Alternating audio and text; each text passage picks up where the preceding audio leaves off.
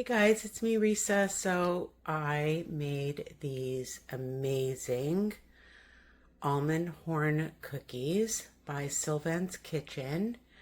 They are delicious and I'm going to be serving them for Passover this year, but honestly, you could make these all year round for any holiday, celebration, occasion, or just because. So I'm going to teach you how I made them, but I'm doing a little twist. This time, these are with regular sugar, and this time I'm going to make them with monk sugar. So let's get started. I always have my ingredients in front of me. I changed up her recipe just a little bit. I'm adding some cinnamon, a little bit of salt, and like I said, monk fruit sugar instead. Again, you can make it how you want to make it. And these ones are with milk chocolate, and these ones are going to be with semi-sweet chocolates. The thing I already did was I put in 3 cups of almond flour in a nice large bowl. I keep it in my freezer, so sometimes it gets a little bit chunky, so just break it up so it's nice and smooth. Next is your egg whites, 3 egg whites. If you're just using it from a container, it's 6 tablespoons, and you're going to add that. Easy peasy. Cups of sugar, I'm using monk sugar. Get all of that inside. 2 teaspoons of almond extract.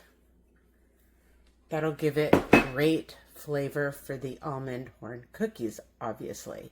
About a teaspoon or so of vanilla. I love vanilla, so I just pour it in myself. I'm going to just put in a pinch of some salt because that will bring out the flavor. Next, I'm adding cinnamon because I love cinnamon. And they almost taste like a snickerdoodle. So pour with your heart.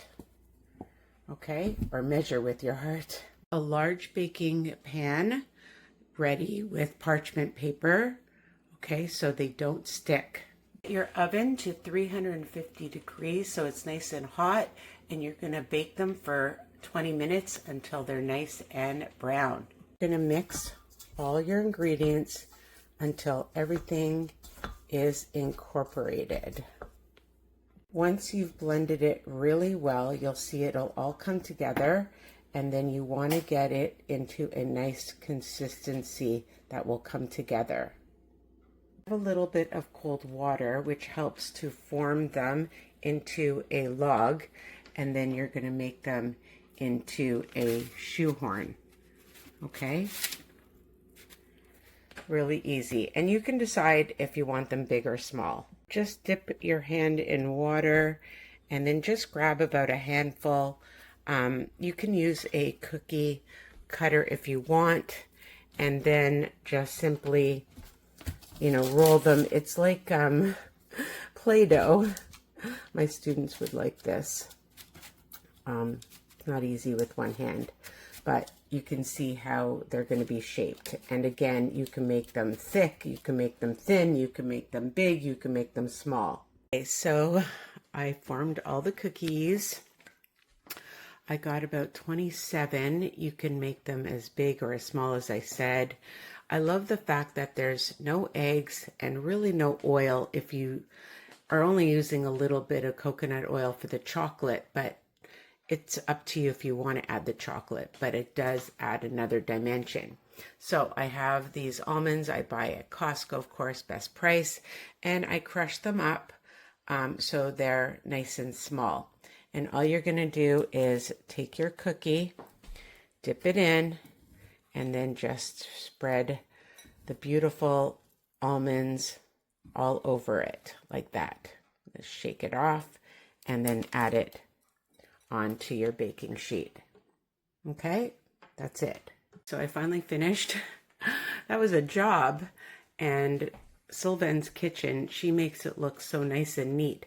But don't worry if you have extra almonds that fall off, because they'll bake and you can just simply put them in a container and eat them. They're delicious when they're roasted.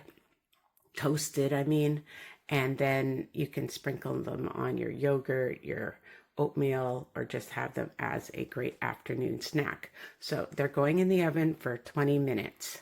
They're going on in.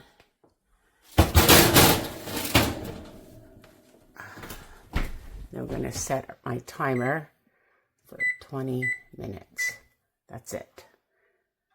Okay guys, just took them out of the oven and they look gorgeous. Nice and brown. 20 minutes is perfect time. And now we're going to let them cool before we dip them in chocolate. Now that is optional, okay? But it does look so pretty and tastes amazing when you just dip a little bit of chocolate. Who doesn't love chocolate? Okay, so the next step, and it's optional, but I highly recommend adding about 1.5 cups or so of whatever chocolate chips. The first batch I made was with milk chocolate. I've changed it up and I'm using semi-sweet with 1 teaspoon of coconut oil. And then we're just simply going to microwave it just on and off in increments until it's nice and silky and smooth. So I'm going to just do 1 minute to begin. Okay, you can see that the coconut oil and the chocolate chips are starting to melt, but they're still quite hard. So we're going to just add that back into the microwave for another minute. It's definitely getting creamier and melting. So again, just give it another few seconds. Okay, so it's all melted. It took about 2 minutes and the coconut oil makes it look so shiny and rich looking. And this is exactly the consistency that you want to dip your yummy cookies in. So now that my beautiful cookies have cooled down, we are now going to do the dipping. So just take your cookie, you can see how nice and brown it is on both sides, and just simply dip. If you want to do the bottom too, you can just dip it like that as well. Why not? Okay, and do that for all your cookies. Again, it's optional, but I highly recommend because look how pretty that is. Oh my goodness. So what do you do when you still have some extra chocolate? You definitely don't waste it. You can just simply sprinkle some extra chocolate on top. Can you honestly have enough chocolate? Not in my opinion. Look at that. Oh my goodness. Amazing. Why not? They look so fancy. They look like they came out of a bakery. So I'm going to now put these babies in the fridge or the freezer. You can for about 5-10 minutes till they cool, and then you can eat them. I mean, you could eat them right now, but I suggest you put them in the freezer to harden, and then you can put them into a container for the holidays. Okay guys, so you can see they're out of the freezer and the chocolate has solidified and they look gorgeous. And I tell you, when they came out of the oven, they smelled amazing, and they still smell amazing. So I'm just going to take one. Okay, look at that. Hi, it's me. I'm a little tired because I've been in my kitchen doing stuff for Passover. So here they are. I did put chocolate on some of them on the bottom.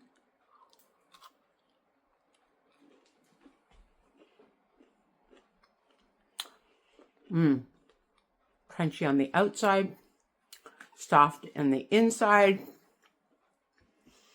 The chocolate gives it that other whole amazing flavor. Oh my God. You got to make them. Honestly, with the sugar-free monk sugar, it tastes incredible, just as incredible.